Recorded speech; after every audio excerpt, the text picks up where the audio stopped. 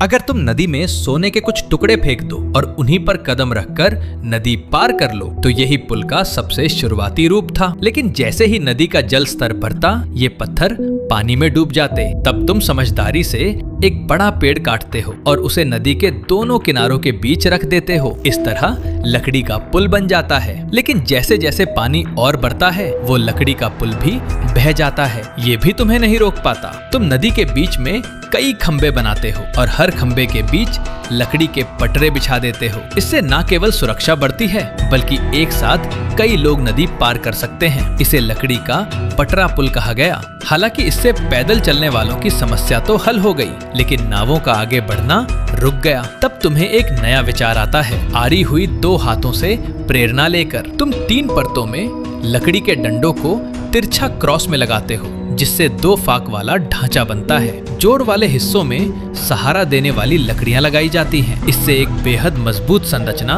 तैयार होती है। जब इस लकड़ी के ढांचे पर भारी भार पड़ता है तो ये टूटता नहीं बल्कि दबाव लकड़ी की कड़ियों के माध्यम से धीरे धीरे बढ़ जाता है जिससे पूरी संरचना और भी कसकर जुड़ जाती है। इसी सिद्धांत के आधार पर तुम कई ऐसे फाकदार ढांचे बनाकर पुल की नींव तैयार करते हो। फिर उस पर पुल की सतह बिछाते हो और किनारों पर रेलिंग लगा देते हो। तो बधाई हो, तुमने सफलतापूर्वक मेहराबी पुल का आविष्कार कर लिया।